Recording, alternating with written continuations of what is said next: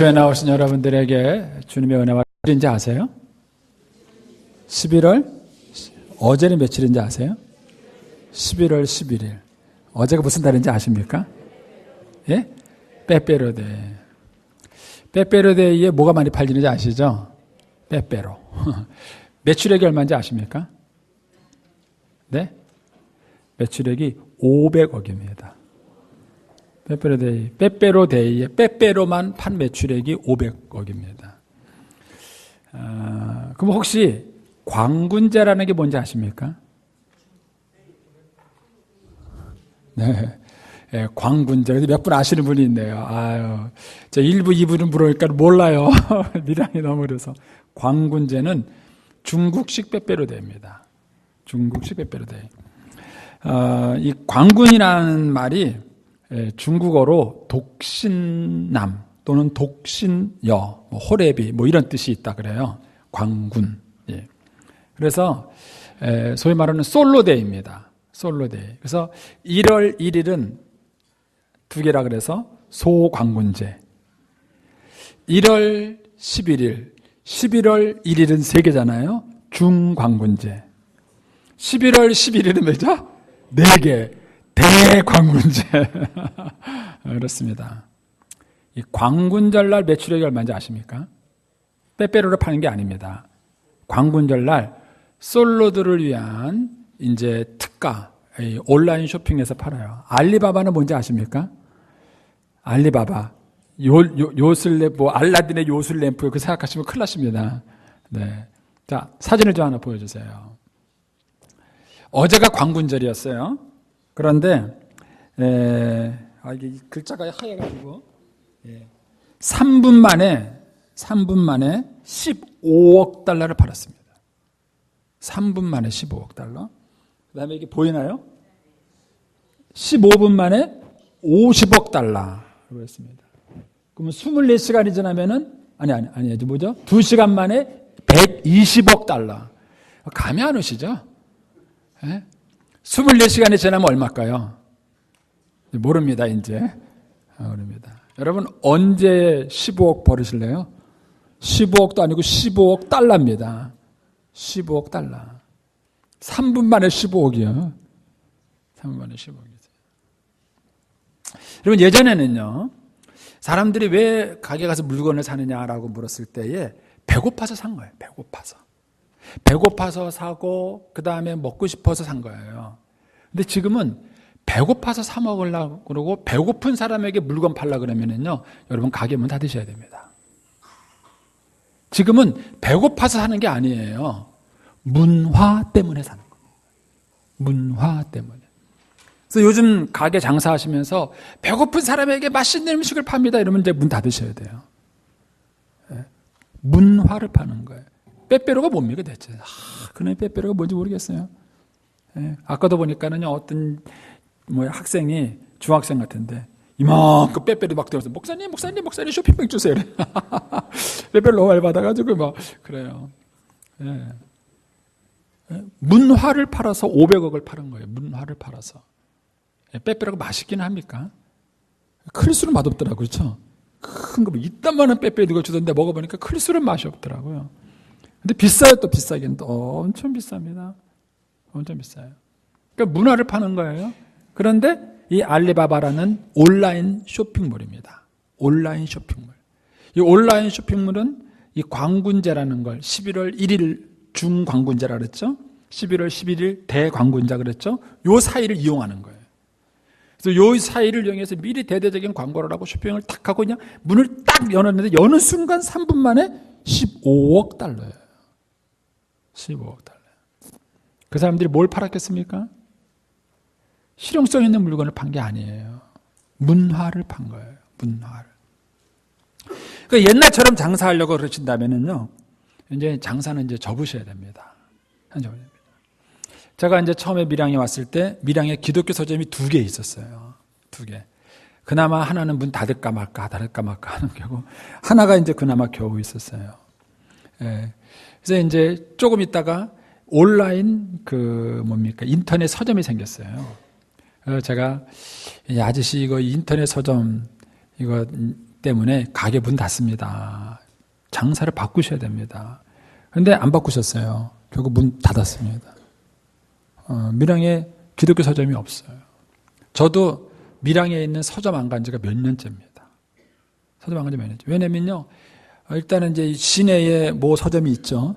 예, 일단 가려면 차 타고 나가야 돼요. 주차할 데가 없어요. 예, 주차비도 내야 돼요.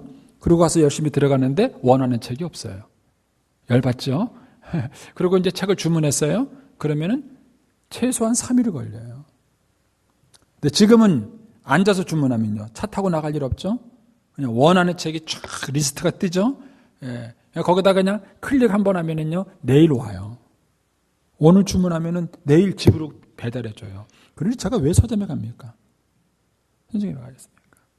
그러니까 밀양에 있는 사람이 내가 밀양 사람만 상대로 장사한다고 생각하면요, 천만의 만만의 말씀이에요. 여러분은 밀양에서 장사하지만 서울에 있는 사람하고 경쟁하고 있는 거고요. 지금은 중국에 있는 사람하고 경쟁하고 있는 거예요. 중국에 있는 사람하고 경쟁해요. 누가 밀양에서 장사합니까? 그래서 여러분들이 밀양에서 인맥 보고 장사하시려고 그러면요, 제가 좀 있으면 밀양 사람 다 쪽박 찰 것 같아요. 여러분 생각을 빨리 바꾸셔야 돼요. 제가 어제 죄송합니다. EBS에서 나오는 뭐라는 미래 특강이가 뭔가 있었는데요. 가천대학교 의과대학 교수님이 오셔서 얘기하더라고요. 강의하시는데 뭘 얘기하냐면은 왓슨이라는 인공지능이 있다는 거예요. 왓슨이라는 인공지능이 있어요. 자, 제가 병원에 가서 뇌가 이상해서 딱 찍었어요. 이제 MRI를 딱 찍었습니다. 그러면 그 사진을 찍고 분석을 하잖아요. 그렇죠? 여러분하고 저한테 MRI 사진 보여줘봤자 까막 눈에 그저 그 보면 뭘 압니까? 우리는 아무것도 몰라요. 그러니까 경험이 많은 사람이 그걸 딱 봐야 그냥 쫙 분석을 해서 그다음에 뭐인 것 같다. 그럼 어떤 식으로 치료하자 하고 딱 대책이 나와요. 근데 지금은 왓슨이 더 잘한대요. 왓슨이 수많은 데이터를 갖고 있는 거예요. 수많은 사진의 데이터를 갖고 있고, 그리고 그 데이터를 가지고 여러 사람에게 약물을 처방해서 그 약물 처방에서 나온 부작용과 이런 것들을 데이터를 싹 가지고 있고, 심지어는 인간 유전자 정보까지도 최고의 세계. 인간 유전자 정보에 대해서는 왓슨이 세계 최고라는 거예요. 그런 정보를 딱 가지고 있는 왓슨이요, 딱 진단을 내려줍니다. 진단을 내려줘요. 지금은 현재로서는 법규 때문에 왓슨이 의사 보조 역할을 하고 있지만, 좀 있으면 이제 의사들 다 이제 손 놓으셔야 돼요. 이제는 그런 시대가 이제 온다는 거예요. 그러니까 어떤 기자가 질문했어요. 그럼 치료는 누가 하나요? 그러니까는요, 치료도 로봇가 해요. 왜냐하면 지금 이미 로봇가 하고 있는 거랑 마찬가지예요. 의사가 이렇게 조종을 하고 이렇게 세밀한 작업을 하지만 실제 들어가서 막 찍고 닦고 막 하는 거 뭐예요? 로봇팔이 하고 있어요. 로봇팔이. 그러니까 그것만 왓슨이 하면은 그다음에 나머지는 다 수술도 이제 로봇가 하는 거예요. 앞으로 세상이 이렇게 많이 바뀌어져 갑니다. 살아남는 방법은요, 변해하셔야 됩니다. 변하셔야 됩니다. 옛날에 삼성에서 마누라 빼고 다 바꿔라 그랬다고요. 변해야 되죠. 소위 말하는 인생 업그레이드가 필요합니다. 저는 이제 업그레이드 하면은 생각나는 게 있습니다. 제가 컴퓨터를 처음 배웠을 때 286이라는 컴퓨터를 배웠어요. 우리 어르신들 잘 모르시겠죠? 그래도 어쨌든 제가 얘기를 해보겠습니다. 286 컴퓨터는 쉽게 말하면 컴퓨터에 뇌가 없는 거예요. 뇌. 머리가 없는 거예요. 컴퓨터에. 그 기능, 그 실력이 안 돼서. 그러니까 그걸 뭐가 했냐면은 디스켓이라는, 플로피 디스켓이라는 걸로 했습니다. 그래서 아래 한글이라는 프로그램 하나 움직이려도요, 5개 디스켓이 있어요. 한참 작업하다 보면 3번 디스켓 넣어주세요. 그러면 넣어줘요. 5번 디스켓 넣어주세요. 그럼 또 빼고 다시 넣고 막. 이거를 작업하다 말고 그랬어요. 이제 그러더니 이제 이 뇌가 컴퓨터 속으로 들어갔어요. 그게 이제 386 컴퓨터예요. 386. 제가 그 386 컴퓨터 때 처음으로 컴퓨터를 샀어요. 배우기는 286을 배우고. 얼마나 신나는지. 그때 활천교회에서 신광교회로 오면서요, 퇴직금을 탁탁탁 털어가지고 380만 원. 모든 돈을 다 들어가지고 샀어요. 근데 1년 만에 고물됐습니다. 왜냐면 486이 나왔어요. 그래갖고 아내를 쫄라가지고요. 486을 샀어요. 근데 또 1년 만에 또 고물됐어요. 왜냐면 586이 나왔어요. 야, 이거 막 사람 죽이는 거예요. 그런데다가 여러분, 도스라는 게 뭔지 아세요? 도스? 도스? 예. 여러분 지금은 컴퓨터 하시면요. 쿡 누르면 되죠? 쓱 그래도 쓱 하면 되죠? 예전에는 그걸 다 타이핑했어요. 카피, A, 프로핏을, D, 프로핏을. 이걸 다 타이핑했어요. 그 도스 명령어가 외우는 게 책이 이렇게 두꺼워요. 그런데 인문계인 제가 이공계 책을 보면 이해가 됩니까? 영어 책보다 더 어려워요. 그런데 그거를 쭉 하고 배워서 도스 6.0까지 배웠어요, 제가요. 근데 그 다음에 뭐가 나오는지 아세요? 윈도우 95가 나왔어요. 환장하겠어요. 네, 도스 6.0 한 야시 배우는 거예요. 완전 쓰레기 돼버렸어요. 한 개도 못 건져. 지금 도스 쓸 필요가 하나도 없어요. 한 개도 못 건지고 다 쓰레기 돼버리고요. 지금은 쿡 이더 빨라요. 네. 사람 바보 만드는데 완전히 뭐 있죠. 네.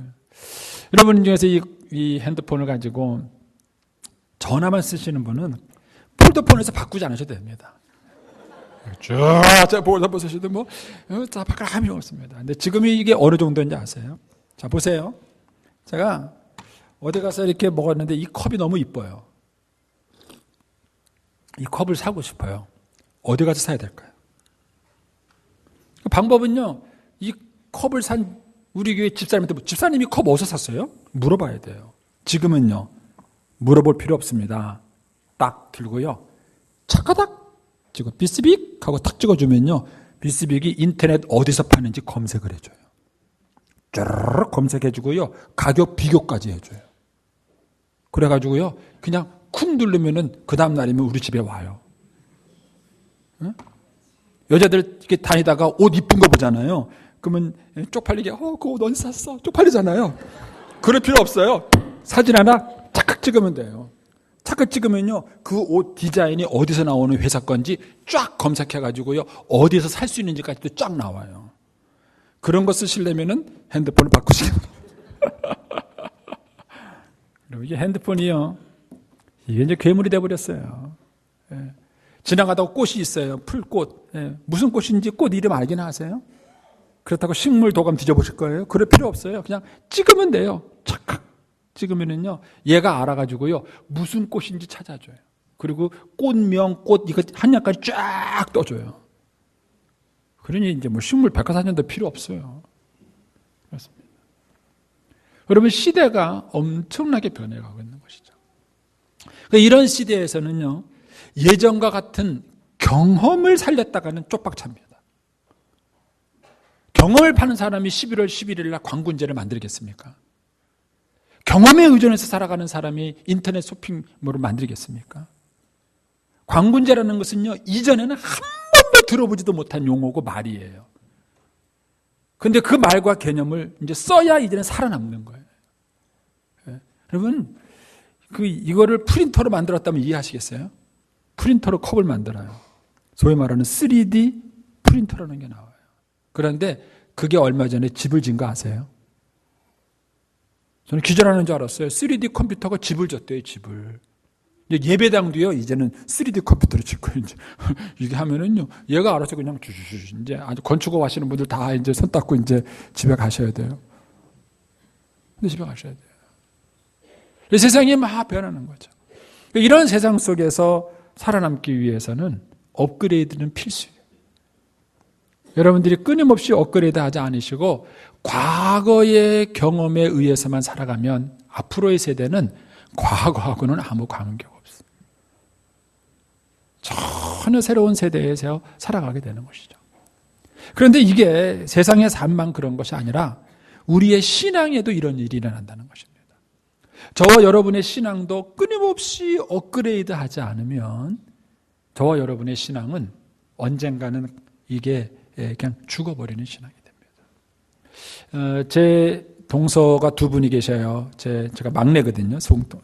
사위가 셋인데 막내예요. 위로 동서도 이제 바로 위에 동서는 목사님이시고, 그 위에 첫 번째 동서님은 형님 그 장로님이세요. 우리 교단 장로님이세요. 근데 어쨌든 그 이제 형님이 어렸을 때부터 교회를 쭉 다니셨는데 한 번은 저한테 그런 얘기를 해요.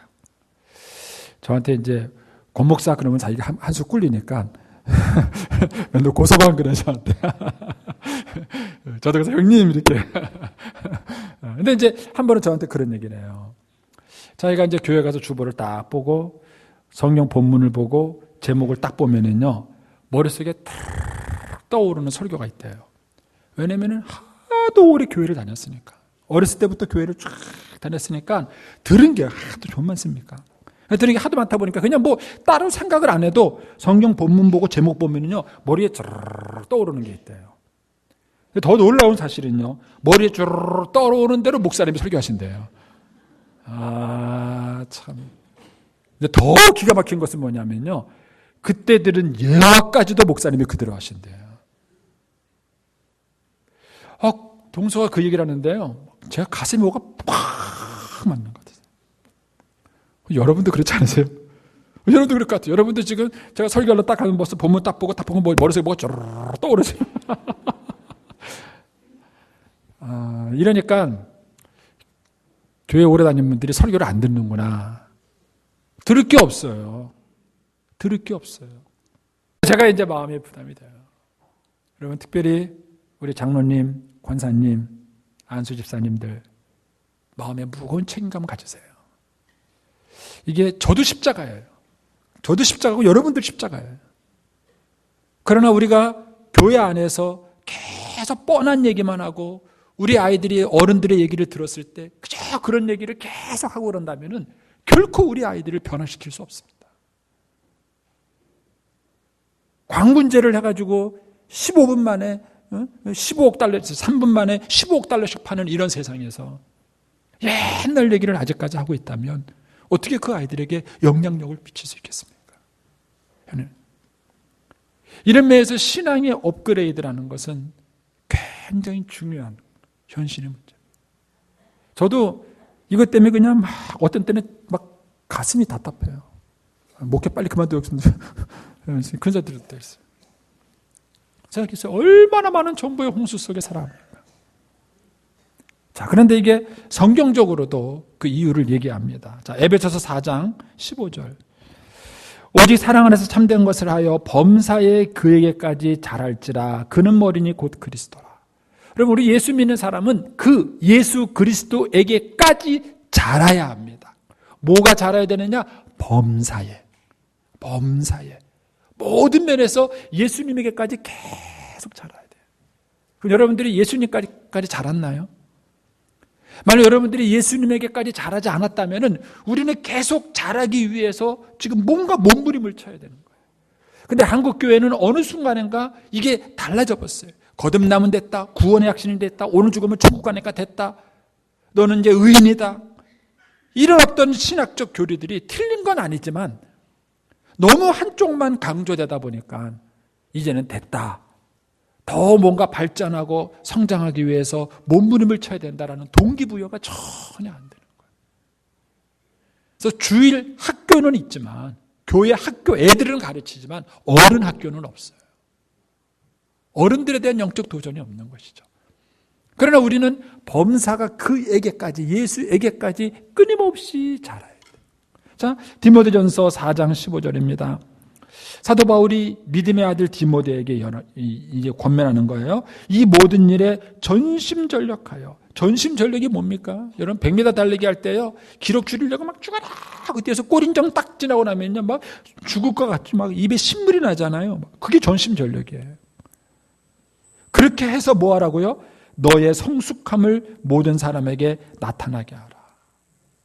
여러분들이 변해가고 있다는 것을, 성숙해가고 있다는 것을, 그것을 내 주변 사람이 느끼느냐는 거예요. 하나님이 바울이 디모데에게 그 권면을 하는 것입니다. 목회자가 끊임없이 이런 도전의 속에서 노력하지 않으면 참 어려운 거예요. 끊임없는 성숙의 노력이요. 베드로서 3장 17절입니다. 그러므로 사랑하는 자들아, 너희가 이것을 미리 알았은즉 무법한 자들의 미혹에 끌려 너희가 굳센 데서 떨어질까 삼가라. 여러분, 굳센 적이 있었어요. 근데 그 한 번 굳센 게 천국 갈 때까지 굳센 게 아니라는 거예요. 굳센 적이 있었는데 굳센 적이 떨어질 수도 있다는 거예요. 옛날에 좋은 믿음을 갖고 있었지만은 그 믿음이 지금은 옛날과 다르게 떨어질 수 있다는 거예요. 왜냐하면은 무법한 자들이 미혹을 하고 있기 때문에 그래요. 끊임없는 그런 미혹이 있는 거예요. 그래서 뭐라고 얘기합니까? 18절에 오직 우리 주 구주 예수 그리스도의 은혜와 그를 아는 지식에서 자라가라. 자라가라. 은혜도 자라는 겁니다. 지식도 자라는 겁니다. 그러므로 신앙에 이런 자람이 있어야 돼요. 성장이 있습니다. 새로운 성숙함이 있어야 되는 것입니다. 만약에 이런 끊임없는 신앙의 업그레이드가 우리에게 없다면 그러면 저와 여러분의 신앙에는요 빨간불이 들어온 거예요. 뭔가 반짝반짝 빨간불이 들어온 것입니다. 우리가 이 시대의 믿음의 경주를 끝까지 잘 감당하고 승리하기 위해서는 이런 끊임없는 신앙의 업그레이드가 필요합니다. 그런데 오늘 본문에는 바로 예루살렘 교회의 신앙이 업그레이드되는 모습이 나와요. 이 11장 이전에는 예루살렘 교회가 이방인을 향해서는 조금 더 전도할 생각을 안 하고 있었어요. 그런데 10장, 11장 사건 이후에 드디어 예루살렘 교회가 이방인들에게 복음을 전하는 신앙의 한 단계 업그레이드되는 사건이 오늘 본문의 사건이에요. 10장은 베드로 개인의 업그레이드를 하면은 11장은 교회 공동체의 신앙의 업그레이드라고 볼 수 있겠습니다. 그러면 어떻게 해서 이 예루살렘 교회가 신앙의 업그레이드가 되었을까? 이제 그걸 통해서 오늘 아침 저와 여러분이 좀 은혜를 나누려고 하는 것입니다. 자, 예루살렘 교회는 어떻게 신앙의 업그레이드를 했을까? 첫 번째는 뭐냐면은 업그레이드의 필요성을 느껴야 한다는 것입니다. 업그레이드의 필요성을 느껴야 한다는 것이죠. 자, 1절에서 3절까지 말씀을 한번 보겠습니다. 1절부터 3절. 유다에 있는 사도들과 형제들이 이방인들도 하나님 말씀을 받았다함을 들었더니 베드로가 예루살렘에 올라갈 때에 할례자들이 비난하여 이르되 내가 무할례 집에 들어가 함께 먹었다 그랬습니다. 자, 여기 보면은 베드로가 이방인들에게 복음을 전한 것 때문에 예루살렘에 있는 사람들이 베드로를 비난했어요. 근데 그 비난의 내용이 뭐냐 하면은 복음을 전했기 때문에 비난한 게 아니에요. 복음을 전했기 때문에 비난한 게 아니라 3절을 보십시오. 뭐라 되었습니까? 무할라의 집에 들어가 함께 먹었다. 밥을 먹은 게 문제예요. 함께 먹었다는 게 문제예요. 이 먹었다는 게 뭐냐 하면은요. 요한계시록 3장 20절 보시면은요. 볼지어다 내가 문 밖에 서서 두드리는 누구든지 내 음성을 듣고 문을 열면 내가 그에게로 들어가 그와 더불어 먹고 그는 나와 더불어 먹으리라. 예수님이 이렇게 말씀하셨어요. 그래서 먹는다, 성경에서 먹는다라는 표현은 단순히 밥을 먹는다는 게 아니라 교제한다는 거예요. 교제. 그러니까는 베드로가 이방인에게 복음을 전한 걸 문제 삼은 것이 아니라 베드로가 이방인과 교제한 것을 문제 삼은 거예요. 교제한 것을 문제. 문제는 바로 이것입니다. 저와 여러분이 신앙생활을 하다 보면은 본질과 비본질의 문제가 있는데 때로는 비본질의 문제 때문에 본질의 문제를 우리가 호도할 때가 있다는 거예요. 호도할 때가 있는 거예요. 저도 이제 저희 아들이 연극영화학과를 다녀요. 그러다 보니까는요, 이 헤어스타일이 정말 많이 변합니다. 많이 변합니다. 근데 보면은 시험 들어요. 아무리 자연스럽게 보려고 그래도 저도 옛날 사람인가 봐요. 옛날 사람인지 보면은 자꾸 시험에 들어요. 근데 요즘은 역할을 지금 대학교에서 지금 연극 발표하거든요. 발표한 역할이 참한 역할이에요. 머리를 얼마나 참하게 했는지 몰라요. 요즘은 참 볼만해요. 근데 어떤 때는요, 막 머리를 막 이상하게 하고 오는데 막 그게 시험에 들어요. 그런데 얘기를 해보면은요, 또 외모하고는 또 달라요. 근데 우리는 그 사람의 속에 들은 게 뭐냐, 이것을 따져보기 전에 그 외모가 눈에 탁 걸려가지고 그 사람에 대해서 벌써 막을 탁 치는 거예요. 선입관념을 딱 치는 거예요. 그리고는 그것 때문에 그 외모에 뭔가 마음에 들지 않는 것 때문에 정말 그 사람의 내면과 얘기할 수 있는 기회를 놓쳐버리는 것입니다. 초대 예루살렘 교회가 그랬던 거예요. 복음 전파가 문제가 아니라 그 문제가 아니라 왜 이방인과 밥을 먹었느냐 하는 거예요. 사실은 이것은 그들이 예수님과 함께 있을 때 들었던 비난이기도 합니다. 자, 마가복음 2장 16절에 보시면 바리새인과 서기관들이 예수께서 죄인 및 세리들과 함께 잡수시는 것을 보고 그의 제자들에게 이르되 어찌하여 세리 및 죄인들과 함께 먹는가 그랬어요. 예. 예수님이 세리인과 죄인들과 같이 식사했다는 거예요. 그들과 교제했다는 거예요. 그것 때문에 바리새인들이 예수님을 비난했고 그 소리를 자기들이 예수님 따라다닐 때 자기들도 그 비난을 받은 적이 있었어요. 그런데 그런 바리새인들이 했던 짓을 이들이 똑같이 하고 있는 거예요. 자, 누가복음 15장 2절에 바리새인과 서기관들이 수군거리되 이 사람이 죄인을 영접하고 음식을 같이 먹는다. 죄인들과 같이 음식을 먹는다는 거예요. 거기서 무슨 일이 일어나느냐는 관심이 없고 그 죄인과 함께 음식을 먹었다는데 그들은 관심을 가지고 비난하는 것입니다. 갈라디아서 2장 11절에 보면은 베드로가 또 사건이 나오죠. 게바가 안디옥에 이르렀을 때 책망받을 일이 있기로 내가 그를 대만하여 책망하였노라. 야고보에게서는 어떤 이들이 이르기 전에 게바가 이방인과 함께 먹다가 이때만 하더라도 베드로는요 이방인과 식사하는 것에 대해서 본인은 껄끄러움이 없었어요. 그런데 주변 이목은 신경을 썼어요. 왜냐하면 베드로의 기질이 다혈질이거든요. 다혈질. 이 다혈질의 특징은 뭐냐면요. 교회 오면은요, 찬송합시다. 열심히 하고, 노래방 가면, 하샤자. 이게 다혈질이에요. 가는 곳마다 그냥 그 분위기를 잘 타는 게 다혈질이에요. 근데 베드로가 딱 다혈질이에요. 그러니까는요, 자기 개인은 이방인과 식사하는 게 문제가 없었는데, 그거를 뭐라고 하는 주변 사람들의 눈초리는 의식을 한 거예요. 그러니까 이방인들하고 먹다가 그 다음에 그들이 오니까 쓱 일어나 나갔어요. 13절 남은 유대인들도 그와 같이 외식함으로 바나바도 그들의 외식에 유혹되었다 그랬어요. 바나바가 누굽니까? 바나바는 초대교회에서 제일 처음으로 자기의 전 재산을 교회에 헌납해서 가난한 사람들에게 헌금한 사람이 바나바예요. 그런데 이런 바나바까지도 이 분위기의 유혹이 돼서 넘어갔던 것입니다. 여러분 제가 드리고 싶은 말씀은 이거예요. 저와 여러분의 신앙이 어떤 상태인지 간에 업그레이드 필요성은 다 있다는 거예요. 다 있다는 거예요. 자, 오늘 본문 17절 말씀을 하나 더 보시겠습니까? 오늘 본문 17절에 보면은 그런즉 하나님이 우리 주 예수 그리스도를 믿을 때에 주신 것과 같은 선물을 그들에게도 주셨으니 이런 말을 합니다. 이 표현을 보면은요, 지금 베드로를 비난했던 사람은 첫째 예수 믿는 사람이에요. 두 번째 예수 믿었기 때문에 예수님께로부터 선물 곧 성령을 받은 사람이에요. 그 이 사람들은 예수를 믿었고 성령도 받았고 요 앞에 있는 내용을 보면은요 이들 때문에 표적과 기사가 나타났어요. 교회가 3,000명, 5,000명 그리고 부흥됐어요. 그리고 가난한 사람들을 구제해서 사람들에게 칭찬도 받았던 교회예요.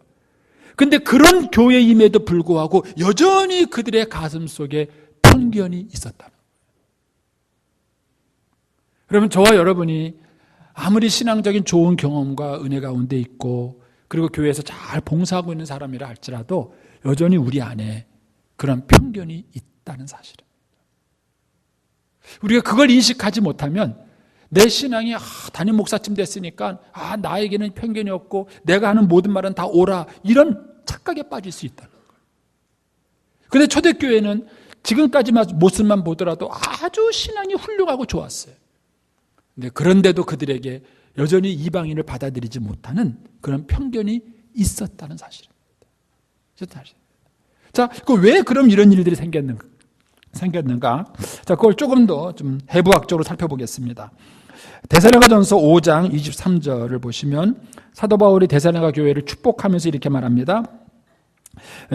평강의 하나님이 친히 너희를 온전히 거룩하게 하시고 또 너희의 온 영과 혼과 몸이 우리 주 예수 그리스도께서 강림하실 때에 흠없게 보존되기를 원하노라.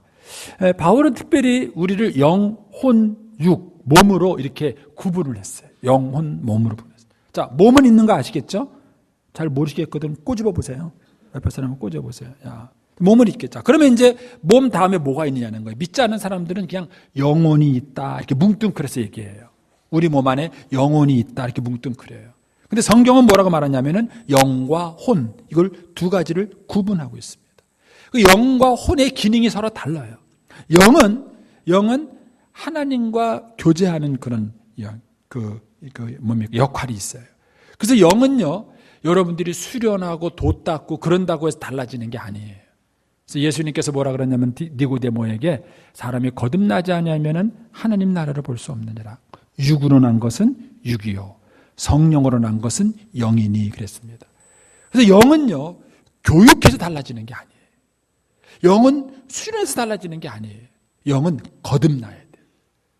성령의 능력으로 거듭나야만 그 영이 달라지고 하나님을 알아볼 수 있어요. 자, 그런데 혼은 안 그래요. 혼은 교육받고 훈련받아야 돼요. 자, 요 영과 혼의 갈등을 보여준 것이 바로 로마서 7장 15절입니다. 자, 로마서 7장 15절에 보면 내가 행하는 것을 내가 알지 못하노니 곧 내가 원하는 것은 행하지 아니하고 도리어 미워하는 것을 행함이라. 만일 내가 원하지 아니하는 그것을 행하면 내가 이로써 율법이 선한 것을 시인하노니 이제 그것을 행하는 자가 내가 아니요 내 속에 거하는 죄니라. 자, 그러면 여기 한번 15절 보세요. 여기 뭐라 그러냐면 내가 이쪽으로 가고 싶어요. 이게 내가 원하는 거예요. 이쪽으로는 안 가고 싶어요. 이게 내가 원하지 않는 것입니다. 그러면 여기로 가고 싶은 거를 원하고 요걸 원하지 않는 나가 있어요. 좀 어렵나요? 약간 철학적 질문 같은데, 자, 생각해보세요. 자, 나는 요걸 하고 싶고 요건 안 하고 싶어요. 그런 나가 있어요. 자, 그런데 두 번째, 그런데 이쪽으로 안 가고 이쪽으로 가는 나가 있어요. 자, 원하는 나가 있고 행동하는 나가 있어요. 누가 진짜 날까요? 이게 이제 헷갈리는 거예요. 우리 안에 이 두 가지 나가 있는 거예요. 한 나는 분별을 해요. 아, 난 이걸 하고 싶어. 이건 안 할 거야. 한 나는 분별해요. 근데 또 한 나는 뭐냐면 분별하고 관계없이 또 움직이는 나가 있어요. 요걸 굳이 오늘 본문 갖고 설명을 해본다면 원하는 나는 영이에요. 영. 영은 하나님 말씀을 들으면요 그대로 순종하고 싶어요. 그 말씀대로 살아가고 싶어요. 그런데 이 행동하는 나, 요거를 혼이라 그럽니다. 이걸 왜 행동하는 나라라냐면요 영이 혼에게 지시하고 혼이 육에게 지시해서 행동을 이루기 때문에 그래요. 영이 육에게 직접 지시하지 않아요. 근데 영이 혼에게 지시하면 혼은요 반드시 제한을 해요.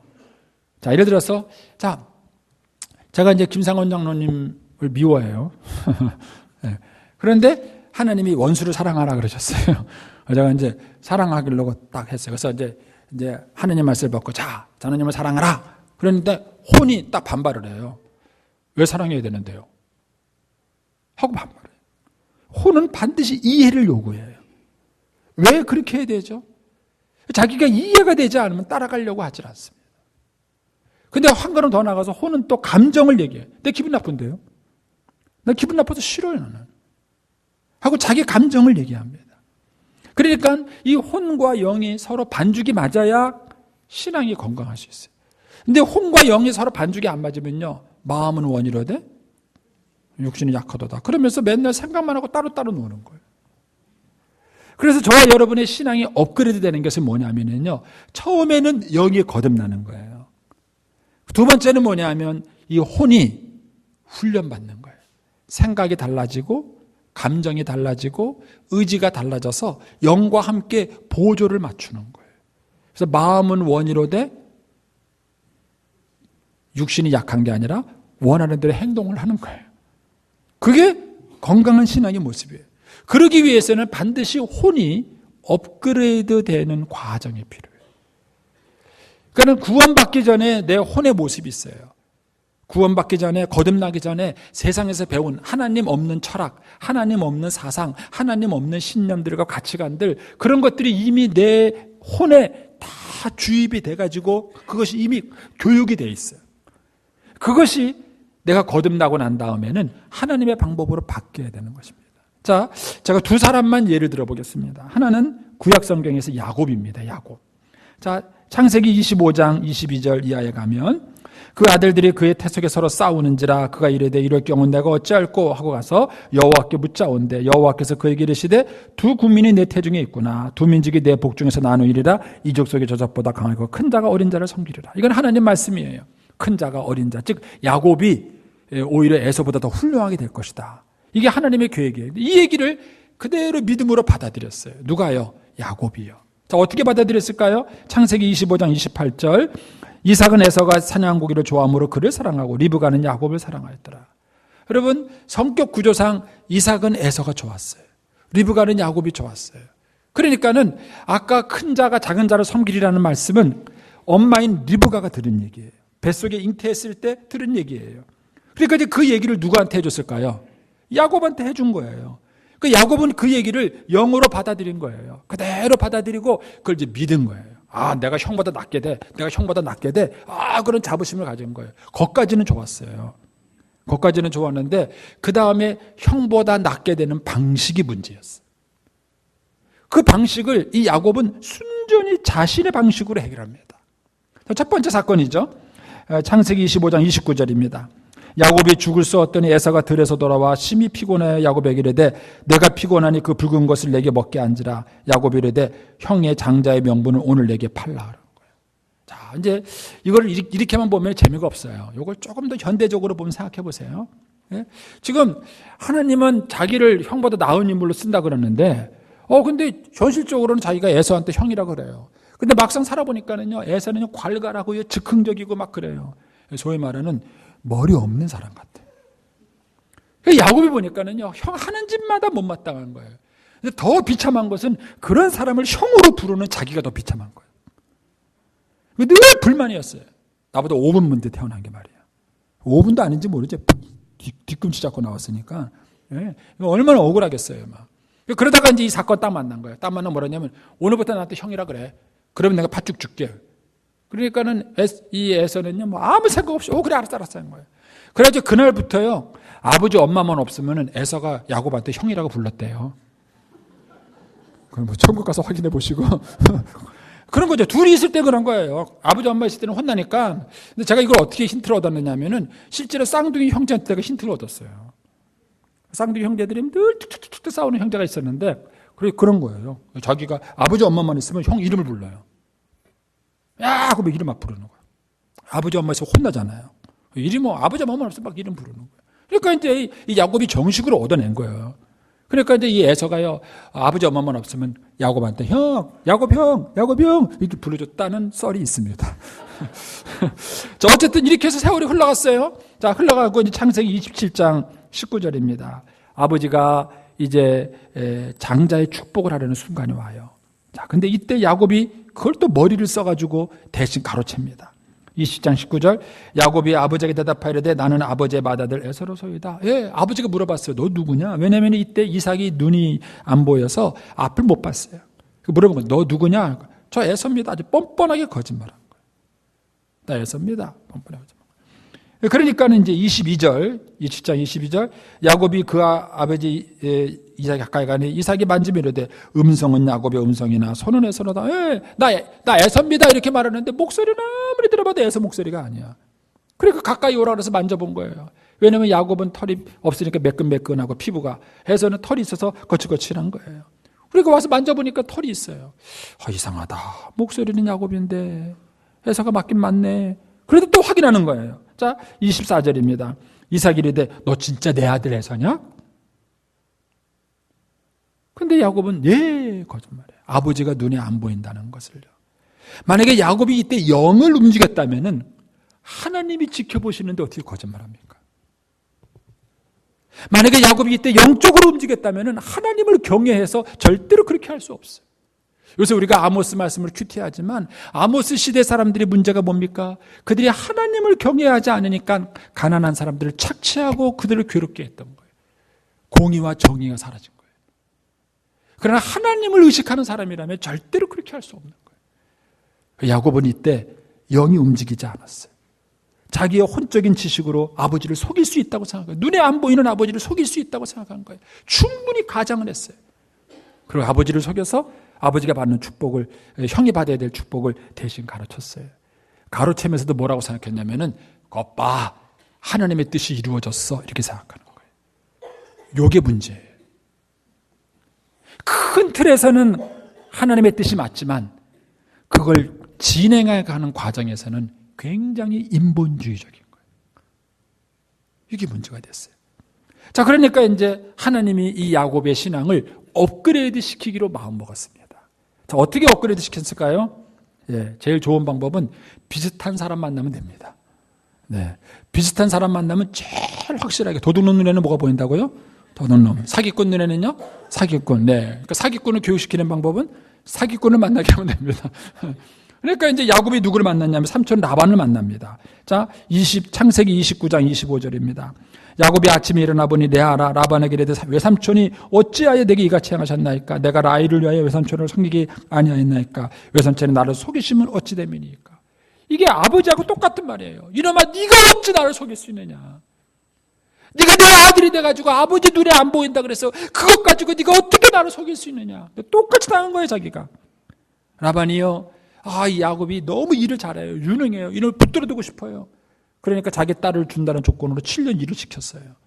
그런데 작은 딸을 안 주고 큰 딸을 먼저 줬어요. 야곱이 하룻밤 자고 난 데 보니까는요, 큰 딸이에요. 형수가 들어온 거예요. 이제 형수가 아니라 뭐죠? 처형이 들어온 거예요, 이게. 처형이. 큰일 날 뻔했다.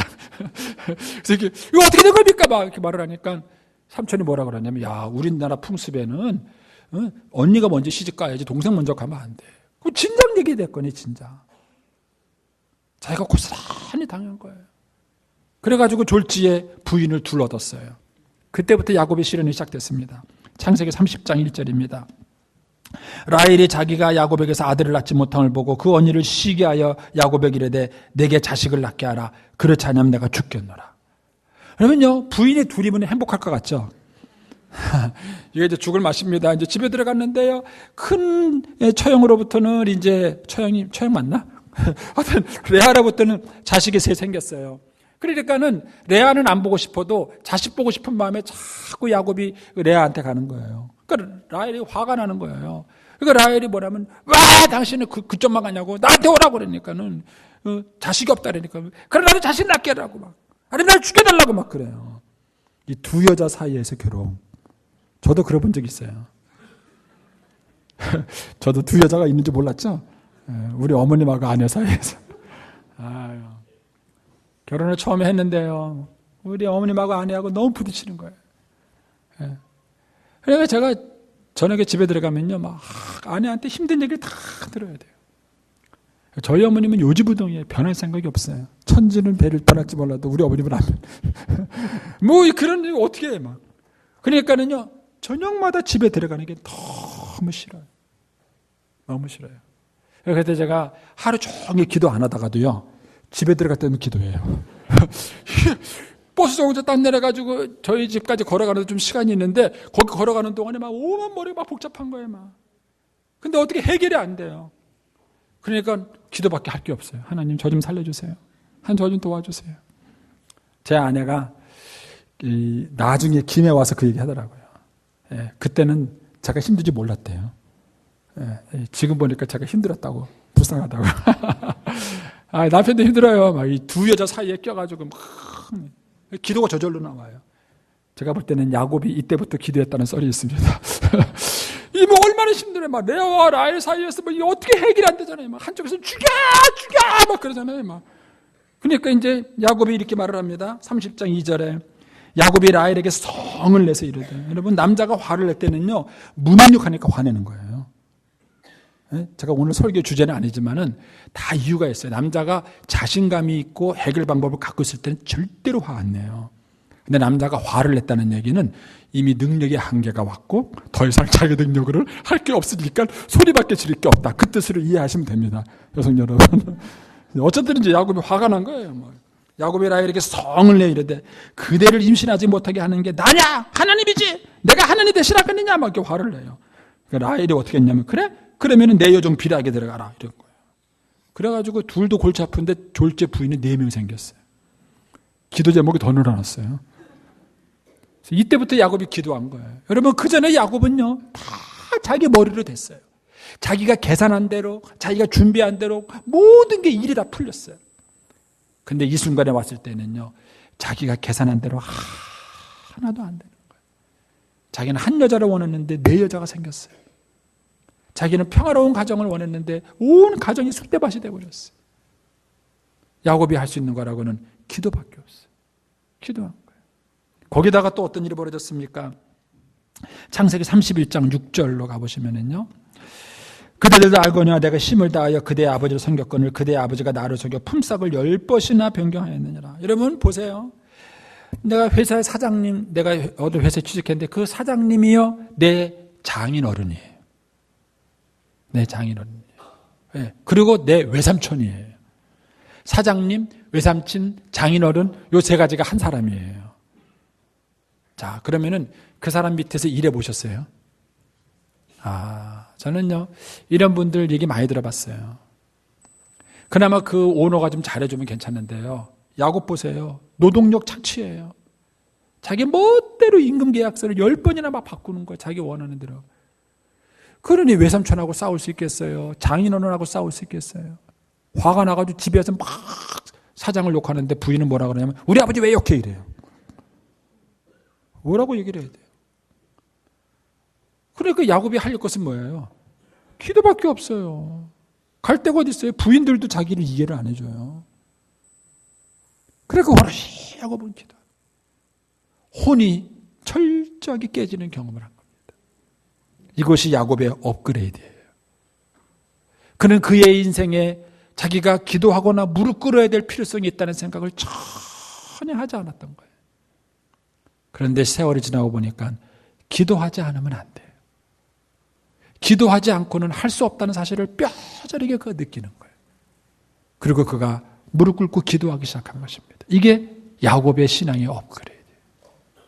자, 신약성경에서 또 한 사람 보여주겠습니다. 고린도후서 12장 7절에 가시면 사도 바울 얘기가 나옵니다. 사도 바울이 내 육체의 가시 곧 사단의 사자. 여러분 이 육체의 가시가 얼마나 힘들었으면 사탄의 가시라 이렇게 말했어요. 근데 이 사단의 사자라 그랬습니다. 근데 이게 자기에서 없어지기를 구했어요. 이게 이제 바울이 원한 거예요. 제발 이 가시 좀 없어졌으면 좋겠다. 이게 너무 힘들다. 그래가지고 몇 번 기도했습니까? 3번 기도했어요. 제가 볼 때는 바울이나 베드로나 막상막하예요. 예, 생각해 보세요. 예수님도 베드로에게 먹으라 하니까 못 먹습니다. 자식, 내가 깨끗한 걸 네가 왜 먹어? 못 먹습니다. 못 먹습니다. 3번 그랬잖아요. 바울도 똑같아요. 하나님 고쳐주세요. 괜찮다. 고쳐주세요. 괜찮다. 고쳐주세요. 막 그러는 거예요. 제가 볼 때는 바울하고 베드로 막상막하예요. 하여튼 3번을 매달린 거예요. 3번을. 그리고 3번째 가서야 바울이 깨달았습니다. 9절입니다. 나에게 이르시기를 내 은혜가 내게 족하다. 이는 내 능력이 약한 데서 온전해집니다. 그래서 바울이 깨달았어요. 자, 그래서 제가 아까 생략했던 7절을 다시 보여주겠습니다. 7절. 아니, 그 뒤에 나오는 부분요. 예. 제가 이제 생략했던 부분을 다시 넣었어요. 보세요. 여러 계시를 받은 것이 지극히 크므로 너무 자만하지 않게 하시려고 내 육체에 가시고 사단의 사자를 주셨으니 이는 나를 쳐서 너무 자만하지 않게 하려 합니다. 바울의 신앙이 업그레이드 된 거예요. 옛날에는 이 가시가 자기를 힘들게 하고 어렵게 하는 것이라고 생각했는데 가만히 보니까 이 가시 때문에 자기가 교만해지지 않은 걸 알게 된 거예요. 근데 자기에게는 교만해질 요소가 너무 많은 거예요. 왜냐하면 받은 은혜가 너무 컸어요. 받은 은혜가 너무 컸어요. 너무 컸어요. 여러분, 받은 은혜가 많으면은요, 사람은 교만해지기 쉬워요. 실수하기 쉬워요. 차라리 없으면 괜찮은데 문제예요. 그래서 하나님이 그 바울이 은혜도 받고 실수도 하지 않게 하시려고 가시도 주신 거예요. 그러니까 바울이 깨달은 거, 아, 이 가시를 없애달라는 얘기는 은혜도 없애달라는 얘기구나. 내가 이 은혜를 받았다면 이 가시도 내가 갖고 있어야 되는구나. 그걸 바울이 깨달은 거예요. 신앙이 업그레이드 된 것입니다. 자, 그래서 어떻게 변했습니까? 12장 10절입니다. 그러므로 내가 그리스도를 위하여 약한 것들과 능력과 궁핍과 박해와 공고를 오히려 뭐라고요? 기뻐하게 된 거예요. 아, 이게 나한테 축복이다. 오히려 잘 된 거다. 저도 이런 깨달음이 있었습니다. 네, 제 키가 작은 게 너무 감사해요. 제가 송중기처럼 생겼으면 어떡할 뻔했습니까? 네, 목회하다가 문 여성들한테 시험을 들었을 텐데, 그렇죠? 네, 저를 유혹하는 여자가 없어서 얼마나 감사한지. 하나님이 다 저를 목회자로 부르시려고 딱 맞게 만드신 거예요. 네. 자, 고린도후서 1장 8절에 가면 바울이 그 깨달음을 이렇게 설명하는데, 형제들아, 우리가 아시아에서 당하는 환난을 너희가 모르기를 원치 아니하느니 심에 겹도록 심한 고난을 받아 살 소망이 끊어지고 우리는 우리 자신의 사형 선고를 받은 줄 알았다. 얼마나 어려움을 당했습니까? 심에 겨운 어려움. 두 번째, 살 소망이 끊어진 어려움. 세 번째, 사형 선고를 받은 줄 알았어요. 자기는 이제 죽는구나 이렇게 생각을 했어요. 그런데 이렇게 하신 이유가 있어요. 자, 9절 말씀 그 다음 보여주세요. 이는 우리로 자기를 의지하지 말고 오직 죽은 자를 다시 살리시는 하나님만 의지하게 하라. 깨달은 거예요. 아, 이렇게 내가 죽을 자리까지 가지 않으면 내가 하나님께 매달리지 않는구나. 하나님께 기도하지 않는구나. 하나님을 찾지 않는구나. 그거를 이 바울이 깨달은 거예요. 그래서 이 환난은 오히려 나한테 축복이다. 그래서 그가 1장 4절에 가서 이런 얘기를 합니다. 우리의 모든 환난 중에서 우리를 위로하사 우리로 하여금 하나님께 받은 위로로서 모든 환난 중에 있는 자를 능히 위로하시는 하나님이시다. 자, 6절에 가서 우리가 당하는 것도 너희의 위로와 구원을 받게 하려는 것이고 우리가 위로를 받는 것도 너희의 위로를 받게 하려는 것이다. 바울이 깨달은 거야. 하나님이 나를 겸손하게 할 뿐만 아니라 내가 이런 것 가운데서 위로를 받아서 내가 받은 그 위로를 가지고 너희들을 위로하라고 이런 고난을 주신 거구나. 쉽게 말하면 백신을 맞은 거예요, 자기가. 그렇다면은 이 고난은 축복이다. 그래서 고린도후서 1장 3절에 이렇게 말합니다. 찬송하리로다. 찬송하리로다. 여러분, 고난과 어려움을 당해도 할렐루야! 찬송할 수 있으세요? 여러분, 저와 여러분의 믿음이 거기까지 성장할 수 있게 되길 축원합니다. 시련이 와도 고난이 와도 죽을 병이 걸려도 할렐루야! 찬송합니다! 하나님, 오히려 이것이 나에게 유익입니다. 그렇게 될 때까지 바울은 계속해서 신앙이 업그레이드 또 업그레이드 된 것입니다. 주님께서는 지금도 저와 여러분의 신앙이 업그레이드 되기를 원하세요. 멈추시면 안 됩니다. 지금까지도 우리가 은혜 가운데 살아왔지만 우리의 타락한 혼을 하나님 보시기에 맞는 모습으로 성숙하기까지는 끊임없는 그런 업그레이드가 필요한 것이죠. 두 번째로, 그러면 예루살렘 교회는 어떤 방식으로 업그레이드 되었을까? 두 번째는 뭐냐면요, 바로 베드로를 통해서 업그레이드 됐다는 것이에요. 베드로를 통해서. 자, 오늘 본문 4절로 가보겠습니다. 4절. 본문 4절에 가면은 베드로가 그들에게 이 일을 차례로 설명하여 이렇게 말하면서 이르되 하고는 설명에 들어갑니다. 그런데 10장과 11장을 비교해 보면은요, 살짝 달라요. 똑같은 고넬료 집안이 구원받는 사건인데 누가는 10장의 방식으로 설명을 해요. 그게 뭐냐면 고넬료 집부터 얘기를 풀어갑니다. 그런데 11장에 가면은 똑같은 얘기를 이번에는 베드로가 풀어가는데 베드로는요, 고넬료 집부터 얘기하지 않고 자기 간증부터 시작을 합니다. 내가 기도하는 가운데 환상을 봤어. 하나님이 먹으라는데 나 못 먹는다 그랬어. 근데 하나님이 뭐라 그러셨냐면은 하나님이 깨끗하게 한 것을 네가 뭔데 그러느냐? 그 책망을 받았어요. 그 일이 끝나자마자 갑자기 성령께서 세 사람이 찾아왔는데 그 세 사람을 따라가라 그랬어요. 누가 따라가라고요? 성령께서 따라가라 그랬어요. 따라갔어요. 따라가고 보니까는요, 그 중간 과정을 다 베드로는 생략합니다. 여러분 잘 비교해 보세요. 베드로의 설명 방식을. 그걸 다 생략해 버려요. 그리고는 거기 딱 가보니까는요, 그 사람들이 모여있는데 모여있는 이유가 천사가 미리 그렇게 얘기를 해서 자기를 불러오라 그랬고, 그렇게 모이라 그랬어. 누가요? 하나님이 보낸 천사가. 그래서 내가 그들에게 말씀을 전했어. 말씀을 전하는데 보니까는요, 갑자기 성령님이 그들에게 임했어. 이렇게 설명해요. 이게 베드로의 설명 방식이에요. 자, 눈치 못 채셨어요? 자, 다시. 자, 베드로가 설명하는 의도가 있습니다. 첫 번째, 내가 환상을 보는데 내가 안 먹는다 그러니까 하나님이 뭐라 그랬어요? 내가 깨끗한 걸 네가 왜 안 먹어? 하나님한테 책망 들었어요. 이방인이 찾아왔어요. 누가 가라 그랬어요? 성령님이 가라 그랬어요. 가보니까 누가 준비시켜놨어요? 하나님이 보낸 천사가 얘기를 해서 다 준비시켜놨어요. 설교를 하는데 뭐가 임했어요? 하나님이 보신 성령님이 있어요. 그러면 다 누가 하신 거예요? 하나님이 하신 거예요. 요 얘기를 쭉 설명하고 난 다음에 17절 가보십시오. 17절 끝부분에 가서 이렇게 결론을 내립니다. 그렇게 하셨으니 내가 누구이기에 하나님을 능히 맡겠느냐. 얘기를 한 거예요. 베드로가 이 설명을 쭉 하는 방식이 뭐냐면 하나님께서 하시고 하나님께서 없어 하나님께서 쫙 얘기하는. 그러고 난 다음에 뭐라 그러냐면 하나님이 이렇게 하신 걸 내가 어떻게 맡겠느냐. 이 얘기를 듣고 18절에 사람들이 어떻게 반응을 보였습니까? 그들이 이 말을 듣고 어떻게 했습니까? 잠잠했어요. 2절에서는 뭐 했는데? 비난했는데. 2절에서는 비난했는데 베드로의 설명을 쭉 듣고 나니까 이건 누가 하신 일이다? 하나님이 하신 거다. 그걸 깨닫고 나니까 뭐예요? 잠잠해진 거예요. 그러면서 18절에 뭐라고 말합니까? 하나님께서 이방인도 구원하셨다면서 하나님께 영광 돌리는 사건이 벌어지는 것입니다. 여러분, 저와 여러분이 인생을 살아가면서 개인적으로 겪는 여러 가지 많은 경험들이 있어요. 은혜들이 있어요. 근데 그것이 때로는요, 가정과 교회와 그리고 이 나라 이 민족의 공동체를 위한 경험일 수도 있다는 사실을 아셔야 합니다. 그래서 자연스럽게 그것이 다른 사람에게 이해가 되고 공감이 되도록 만들어. 거듭 말씀드리지만 야곱처럼 잔머리 구르지 마세요.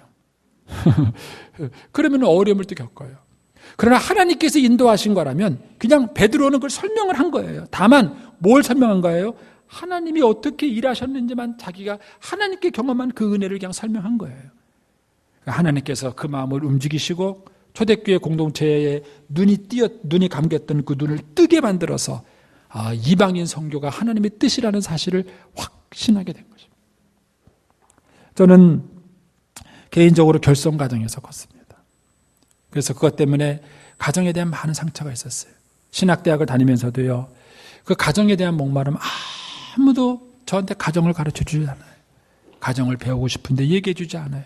아이를 낳아서 아빠가 됐는데 아빠가 먼저 설명해 주는 사람이 없어요. 그 아이를 어떻게 기르어야 되는지 얘기해 주는 사람이 없어요. 저도 아내하고 수태 많이 싸웠습니다. 그런데 그런 과정에서 하나님이 저한테 목마름을 주셨어요. 그래가지고 공부도 하고 이것도 저것도 하고 쫙 했는데 지금에 와서 하나님이 그걸 사용하실 거라고는 전혀 생각을 못했어요. 지금에 와서. 여러분, 이것이 오늘 우리 시대에 얼마나 제가 지난주에 우리 부모 교사 교육을 하면서 말했어요. 여러분, 지금 우리 시대에 정말 중요한 것은 뭐냐면요, 기독교적 성 개념이에요.